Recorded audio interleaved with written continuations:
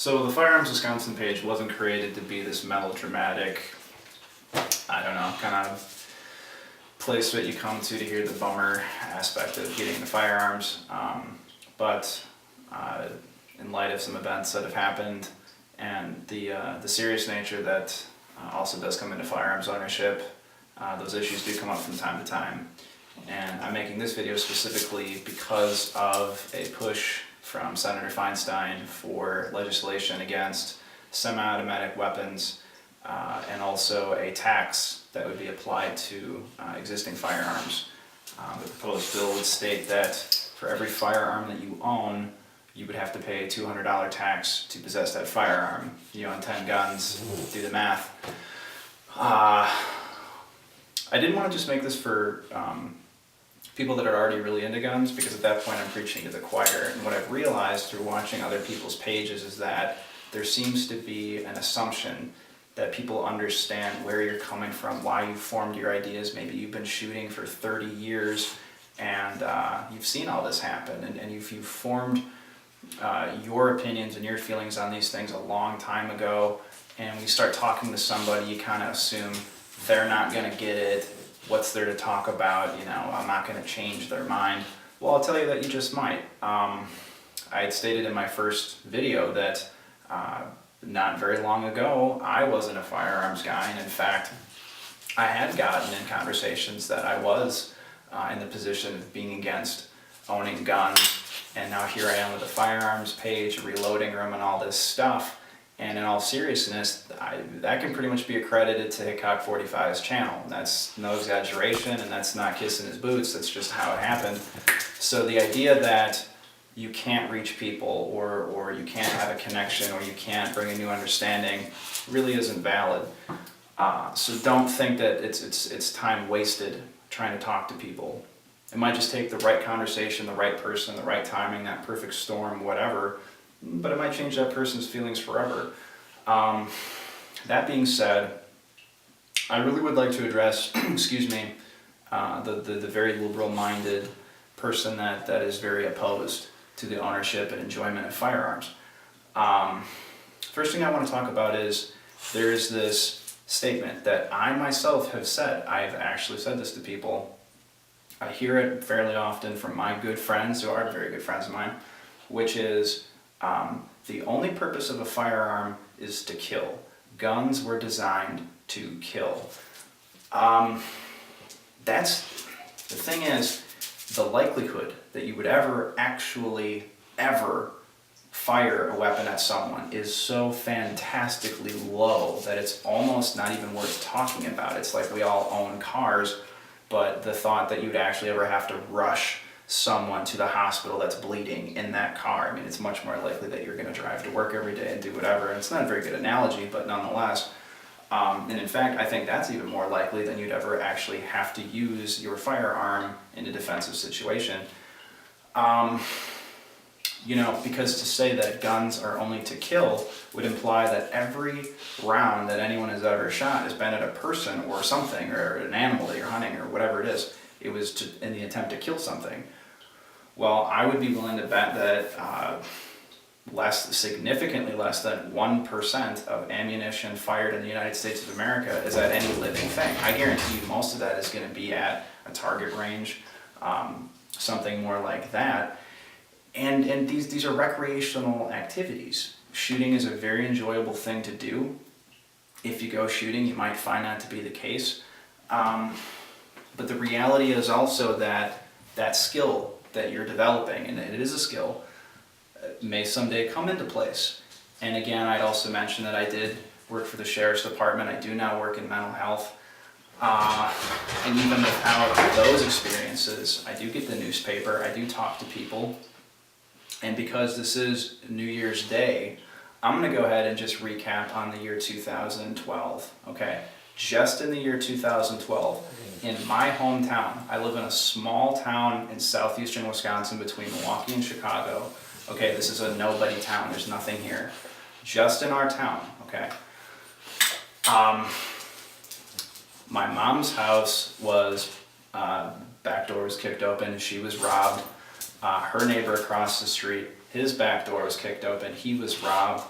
just a few blocks from there, good friend of mine, went home from work, took a nap in the middle of the afternoon, woke up and found that her house had been robbed while she was inside sleeping. Someone moved through her house while she was asleep, and she woke up with her door partway open. Somebody looked in on my friend sleeping in her bed, okay? Thank God nothing happened. It goes much more serious from here. I was living with the girl. I left her place, and I was supposed to go over to her house to pick up some things. She called me and said, don't bother, I can't even get into the house. She said the whole street is lined with police cars and there's news reporters outside, I have no idea what's going on. Well, as it turns out, a young girl was raped, stabbed in the throat, and lit on fire while she was still alive in my friend's backyard. She told me her windows were open when this happened and her whole house smelled like burning flesh. Okay, this is, I don't know, 1.5 miles from where I'm living now. Where I'm living now, I have a good friend that grew up in this neighborhood. He woke up one night with the muzzle of a gun pressed up against his head. These guys brought him into his living room. His whole family was held at gunpoint, traumatized for the rest of his life. Also in 2012, a good friend of mine was dating a girl who's the father of her children. Woke up in the middle of the night, thought he heard something, went into his living room. He was taken from behind by someone also with a knife. He was forced to get down, and this is completely true, he was forced to get down on his hands and knees, was hogtied. The guy leaves the room, comes back, surrounds himself in a semicircle with photos of his family, framed photos of the family, makes the guy look at his own kids and says, you have very beautiful children, I suggest you don't move. All of these things happened within 2 miles of where I'm living. And the funniest thing is, I don't feel like we live in that bad of a town. I don't feel like it's what's going on in the south side of Chicago, what's going on in the bad parts of Milwaukee. This is just a normal town. And if you work in a police department, sheriff's department, you work in mental health, you hear all this stuff, okay? And you start to understand what is truly all around you. So let me say this. There seems to be this misconception that firearms owners are these very Neanderthal, sort of primitive, redneck, backwards kind of guys. Those people would be I guarantee you, they would be the first ones in line, thankfully handing over their guns if it truly meant that we could never have another single shooting ever again. No one ever gets hurt ever again. They'd be the first ones insisting, please take them. That's not even close to the reality of anything that's being proposed here.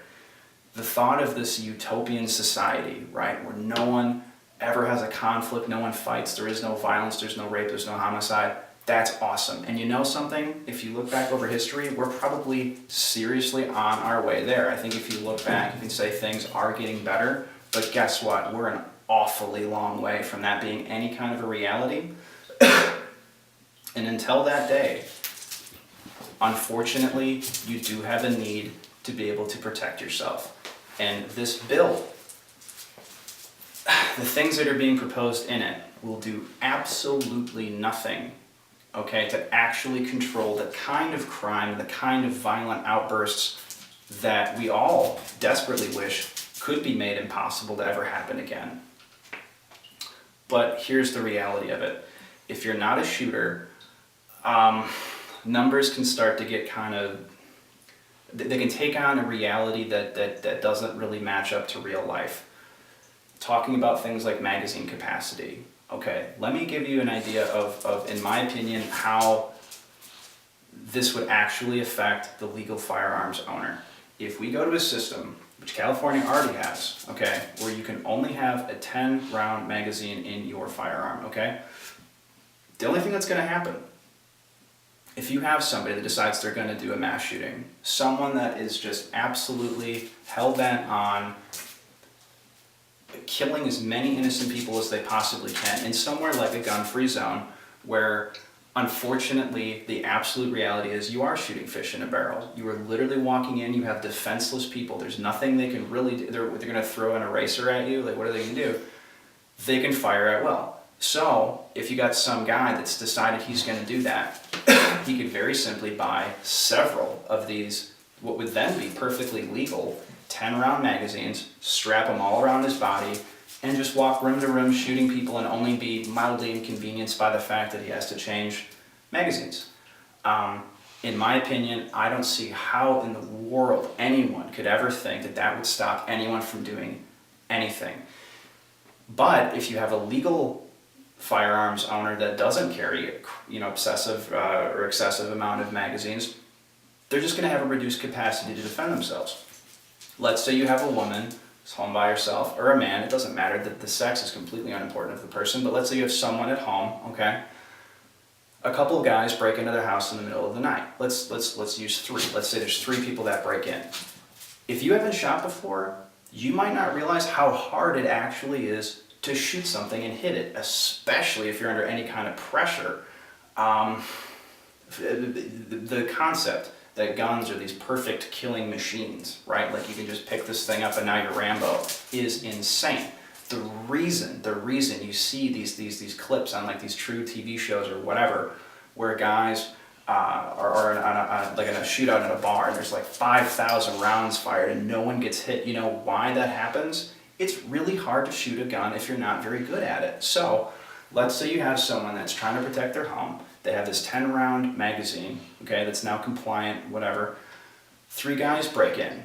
That gives you just a percentage over 3 rounds per person, okay? I don't like those odds very much myself, and that is exactly why these high-capacity magazines were developed. And high capacity should be a comforting thing to hear. It shouldn't be this, oh, he had a high-capacity magazine, he's a maniac, No, it just means that if there's an awful event where you actually have to use that firearm to protect your life and the life of the people that you love, that's why they're there. It's just to increase the odds.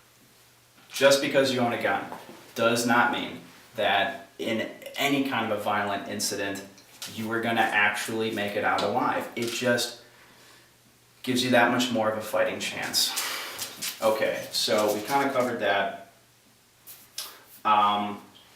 What I also really wanted to talk about is why it is so special and so amazing that we are able to own firearms in the United States. It doesn't take long to look around the globe and to see how unique it is that we do live in a country that is so free, that we trust our citizens, our neighbors, enough to say, here's a firearm, I trust that you and I are on the same team, and whatever you're going to do with that firearm, I'm sure it's only going to help me because we're all in this together. And the notion that firearms want to be taken away from anybody, restricted from anybody, what you're really saying is, I don't trust you. I don't trust you with that gun.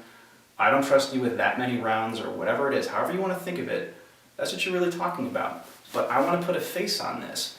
The kind of violence that you're seeing, these are not legal firearms owners, okay? Like, when you think about gun crime, this isn't a teacher at your school or your friend's dad or whoever it is down the street. These are hardened criminals, okay? Do you think that the drugs that these people are selling, they're buying them from a drug store? Do you think you buy cocaine at Walgreens or whatever? Do you think they're buying their firearms at a firearms store? Do you think they're walking in through the front door? Of course not. So these laws are only going to apply to people that do go the legal route, and they go the legal route because they want to be a responsible firearms owner. And I'll tell you something else. Owning a firearm is a responsibility. It's a liability. If anything happens with your gun, guess who's in trouble, right? So you have to protect that thing, make sure nobody can get to it that isn't supposed to. You have to be able to actually use it and not hurt anyone else, etc., etc., etc., etc. It's a great incentive to never get into any kind of legal trouble because, God forbid, you become a felon and now you can't, own a firearm or whatever motivates you for whatever reason. This isn't a joke. Nobody that would watch something like this or really get involved in these issues has this attitude that they should be able to stick 16 guns in their belts and walk around and do whatever.